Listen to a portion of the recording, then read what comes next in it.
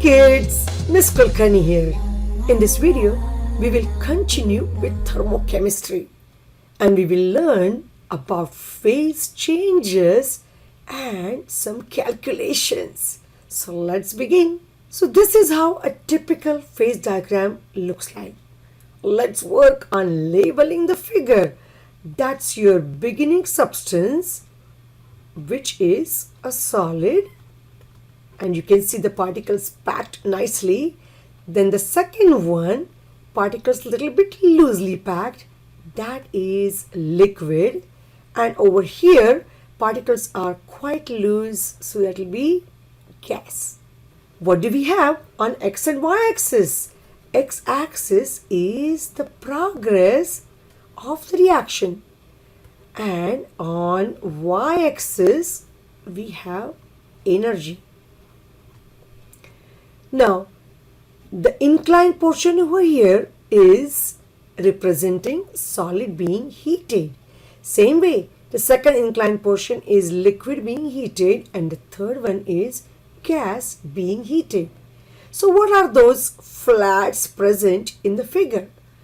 Over here, we still have solid, but when we move to the next step, that is liquid. Same thing over here. At this point it's liquid, and on the other side it is gas. So if solid turns into liquid, what do we call that process? That is melting. When liquid goes to solid, reverse process, we call that as freezing. Let's look over here. Liquid going to gas, that will be vaporization. And gas going back to liquid will be condensation. So there you go. That's our label phase change diagram. How about some calculations now? And we use two different formulas for these calculations. This formula is one of those. Delta H is equal to MC delta T, or I may refer to that as MCAT formula. So what does M stands for? M stands for mass in grams.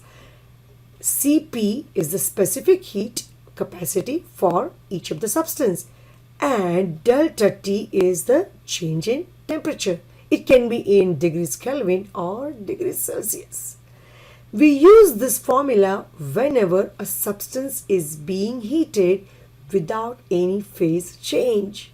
But whenever there is a phase change, then we use a different formula, and that is delta H is equal to moles times delta H, either for fusion or vaporization. Before we move on, let's make sure to find out what is specific heat capacity, Cp. And this is nothing but amount of heat that is required for 1 gram of substance to increase the temperature through 1 degree Celsius. Basically, it is the same equation, delta H, when M is equal to 1 and also delta T is equal to 1. So we get delta H equals Cp. That is the amount of heat when mass is 1 and also delta T is equal to 1. So are you ready for some calculations and have fun? In this first problem, we are going to find out amount of energy required to vaporize 346 grams of liquid water. This indicates that there is a phase change, and whenever there is a phase change, the formula for enthalpy is delta H equals moles times delta H for that particular phase change. So in this case it will be vaporization. And how do we find out the number of moles when mass is given? That is simply mass divided by molar mass. So in case of water, we know the mass is 346 grams and the molar mass for water is 18.02. So that gives us number of moles times delta H for vaporization, which is 40.79. And when we calculate, what do we get? Look at this. We have 783 kilojoules as the final answer. Let's look at the second problem now. This again is calculating energy when we have amount of water given in grams cooled from 98.6 to 32.3 degree. So there is no phase change. It is a substance being heated when the phase is same. And the formula which we are going to use is going to be MC delta T, MCAT formula. So what is the mass? The mass is given as 1.044 kilogram. Make sure you convert that to grams. So that is times 10 to the third. And then Cp for water is 4.184. And temperature will be always final minus initial. So it will be 32.3 minus 98.6 degree. And after that, it is just simple multiplication of all the numbers. So what do we get? And that gives us the answer, negative 2.9 times 10 to the fifth and so many joules. So now you know how to draw a phase diagram and also work on some calculations. In this problem, we are going to combine both those things. The first step is to sketch a heating curve for bromine. And what's given to us? TB or boiling point is given and TM or melting point is given. So let's see if we can draw a phase diagram. If that is our y-axis and this is the x-axis, what is the y-axis stands for? That is the energy E, and x-axis is the progress of the phase conversion. Let's look at our boiling point and melting point. If suppose my scale gives me this as 59 degrees Celsius and -7 is going to be somewhere over here. So now I need to make sure that I draw the melting process which is matching with -7 and the boiling process at 59 degrees. And the next thing is simple.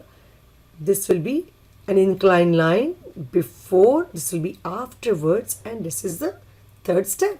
So we got solid over here, we got liquid between these times, and over here it's going from liquid to gas. So that's our phase diagram for liquid bromine. Now over here we are going to make use of the phase diagram and work on some calculations. So what do we have? 125 kilogram of liquid bromine, and that is changing the temperature from 55 degrees Celsius to -7 degrees, and that's the value of Cp given to us. So if you look at the phase diagram, you know it is still liquid bromine. There is no phase change. So the formula which we are going to use for calculating heat energy is MCAT formula, or it is MCP delta T. The mass must be in gram. So whatever we got, 125 kilogram should be converted to grams. There we go. Times Cp, use the value which is given to 0.23, and delta T is going to be final minus the initial one. So it is -7, negative that 55.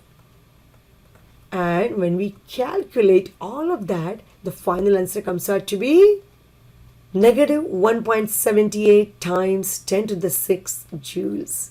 Now look at the next problem. We have to find out again energy change for same amount of liquid bromine.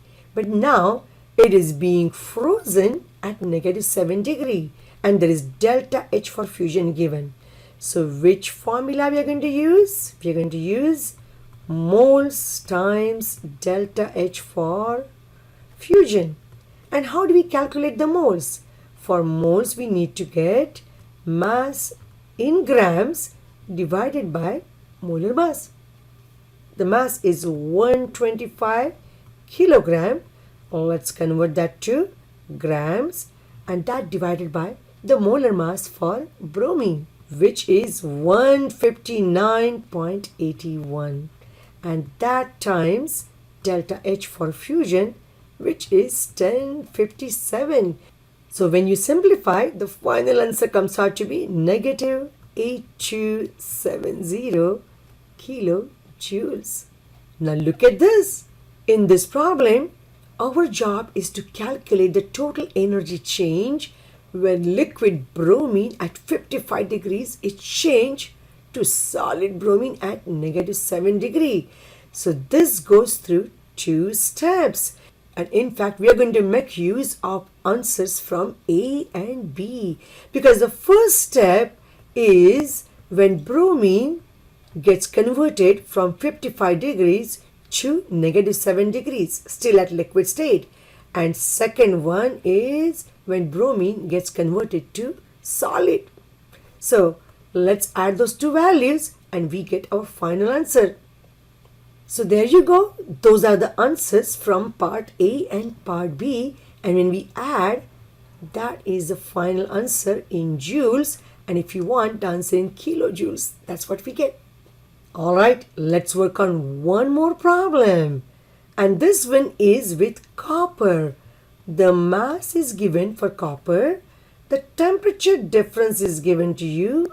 And it also gives you the value for delta H. So what is the unknown? We need to find out what is the specific heat Cp for copper. We are going to use the formula delta H is mCp delta T.